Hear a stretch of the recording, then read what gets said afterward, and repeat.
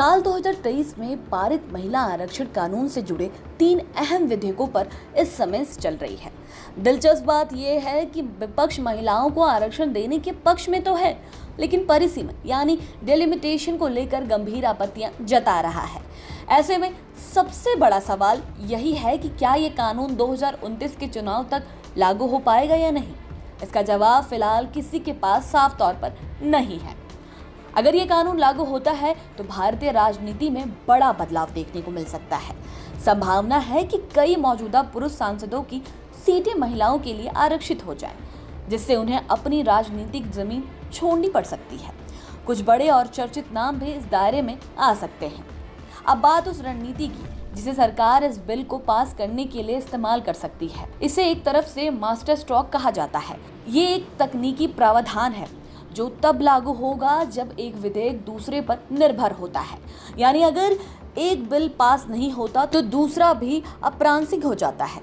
आमतौर पर संसद में अलग अलग विधेयकों पर अलग अलग चर्चा और मतदान होता है। विपक्ष की योजना थी कि वो महिला आरक्षण बिल का समर्थन करेगा, लेकिन परिसीमन से जुड़े बिल का विरोध करके उसे गिरा देगा। लेकिन सरकार ने इस रणनीति को भांपते हुए रूल 66 को निलंबित करने का रास्ता चुना। रूल 66 के निलंबन का मतलब है कि तीनों विधेयकों महिला आरक्षण, परिसीमन और केंद्र शासित प्रदेशों से जुड़े बदलाव को एक साथ एक ही प्रस्ताव के रूप में पेश किया जा सकता है। ऐसे में सांसदों के पास अलग अलग वोट देने का विकल्प नहीं रहेगा। उन्हें या तो पूरे पैकेज का समर्थन करना पड़ेगा या फिर पूरी तरह विरोध करना होगा।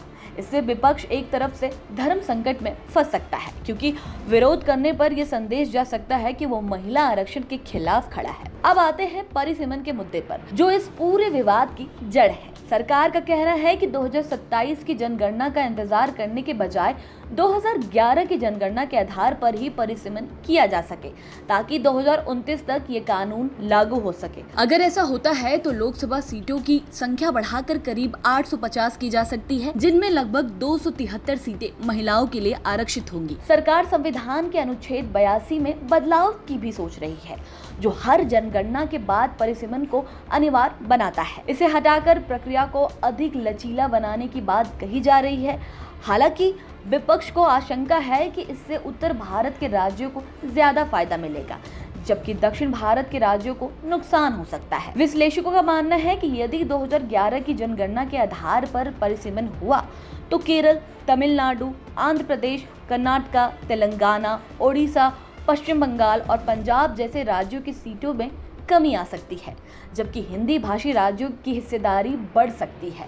यही कारण है कि विपक्ष इस प्रक्रिया को लेकर सतर्क है और इसे संभावित राजनीतिक संतुलन बदलने वाला कदम माना जा रहा है। अब सवाल उठता है कि सीटों का बंटवारा कौन करेगा और क्या इसमें निष्पक्षता बनी रहेगी। इसका जवाब है परिसीमन आयोग। ये एक शक्तिशाली संवैधानिक निकाय होता है जिसका गठन राष्ट्रपति द्वारा किया जाता है। आमतौर पर इसकी अध्यक्षता सुप्रीम कोर्ट के रिटायर्ड जज करते हैं और इसमें चुनाव आयोग के प्रतिनिधि भी शामिल होते हैं। इस आयोग की सबसे खास बात यही है कि इसके फैसलों को अदालत भी चुनौती नहीं दे सकती।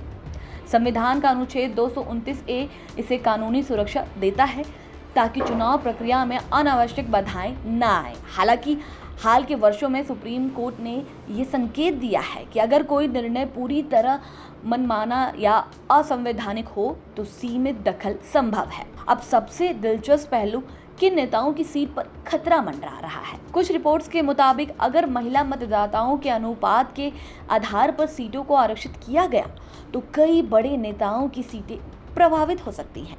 उदाहरण के तौर पर रायबरेली, लखनऊ जैसी सीटें जहां महिला वोटर का प्रतिशत ज्यादा है, आरक्षित श्रेणी में आ सकती है।